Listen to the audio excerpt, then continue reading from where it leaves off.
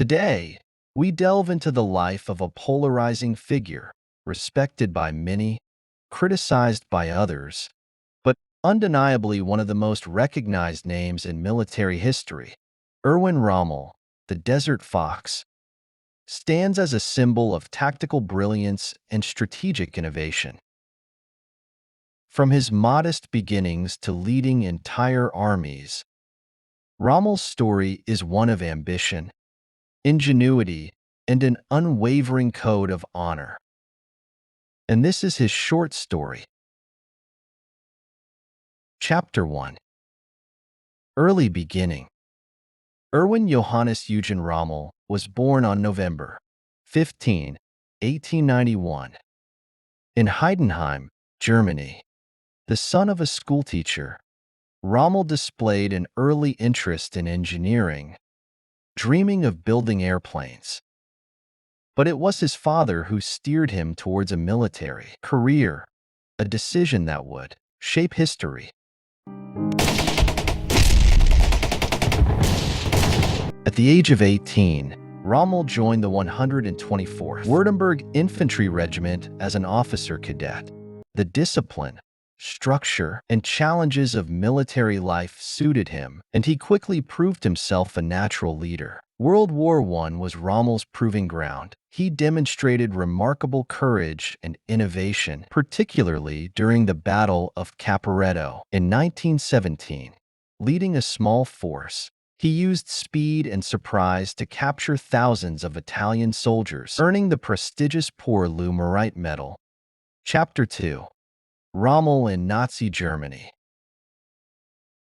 After the war, Rommel was known as a brave, clever commander who can adapt quickly and use every possibility to win battles from difficult situations. Rommel excelled as a teacher, writing a book, Infantry Attacks, which detailed his experiences and showcased his tactical acumen. This work became a manual for modern warfare, catching the attention of many Nazi Germany leaders, even the Führer Adolf Hitler himself.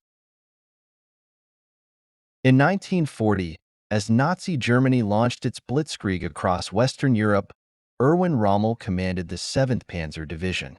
His leadership turned this unit into a legend, earning it the nickname Ghost Division due to its lightning-fast advances and ability to appear where least expected. Rommel's strategy was simple but revolutionary: speed, surprise, and relentless aggression. He ignored traditional supply line constraints, seizing enemy resources to keep his forces moving.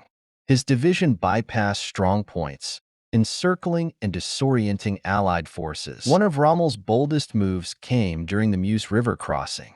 Using smoke screens and concentrated artillery, he created confusion among the defenders, allowing his troops to secure a critical bridgehead.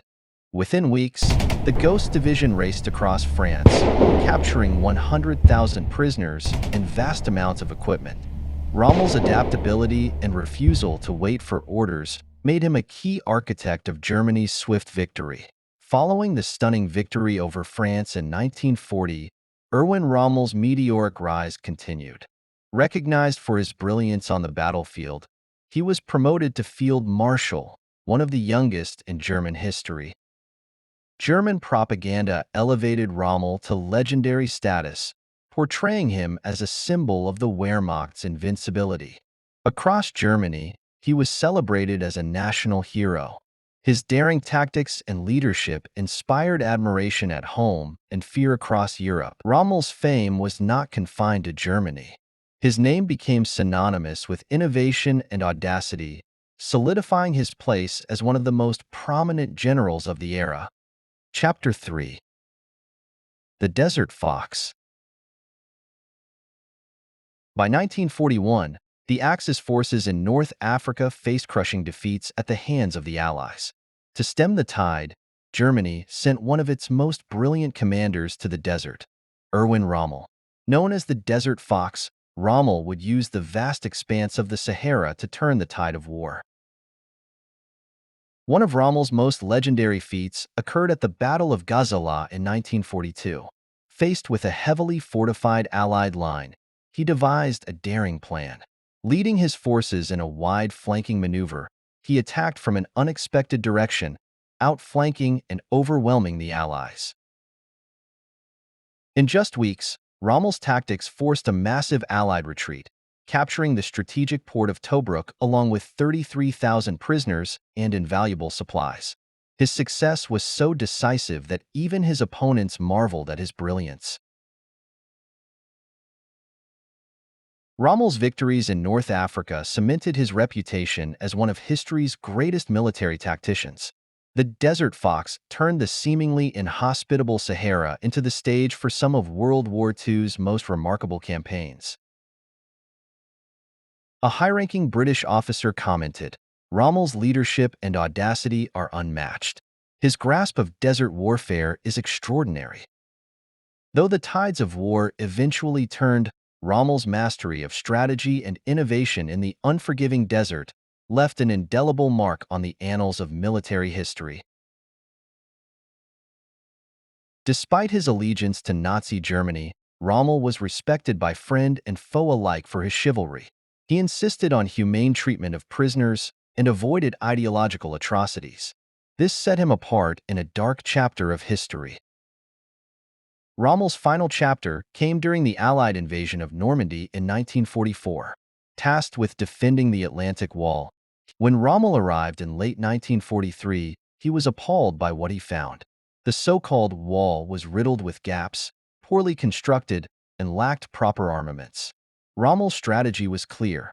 The Allies had to be stopped at the beaches. If they gained a foothold, their overwhelming resources and air superiority would make further resistance futile. Rommel's focus was on transforming the coastline into a death trap. He ordered millions of mines to be laid, constructed beach obstacles to destroy landing craft, and positioned heavy artillery overlooking the most likely landing zones. Rommel even extended the defense inland, using anti-glider poles and flooding fields to disrupt Allied airborne landings.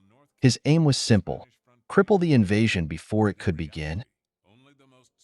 But Rommel's vision for the defense was not universally supported. High Command, led by Hitler, insisted on holding panzer divisions in reserve far from the coast, believing they would be critical for a counteroffensive. Rommel disagreed vehemently. He believed that without immediate tank support, the coastal defenses would crumble. But Hitler's rigid control meant that these reinforcements were delayed when they were needed most. On the morning of June 6, 1944, the Allied invasion began.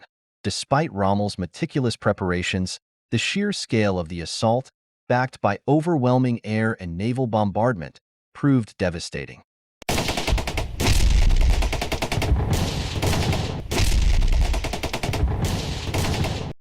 After being implicated in a conspiracy to assassinate Hitler, Rommel was given a grim choice: face public trial or commit suicide to protect his family. On October 14, 1944, he chose the latter, ending the life of a man who was both a warrior and a reluctant rebel. Erwin Rommel remains one of the most studied generals in history. His tactics are taught in military academies worldwide, and his legacy is a reminder of the complexities of leadership during war. Rommel's respect for his adversaries and his humanity amidst conflict make him a figure of enduring intrigue. Was Erwin Rommel a hero, a victim, or merely a soldier of his time? His life invites us to explore the thin line between duty and morality, ambition and consequence. One thing is certain: the Desert Fox's legacy will not be forgotten. Thank you for watching. Remember, greatness isn't just in their stories. It's in the choices we make every day. See you in the next biography of a great life.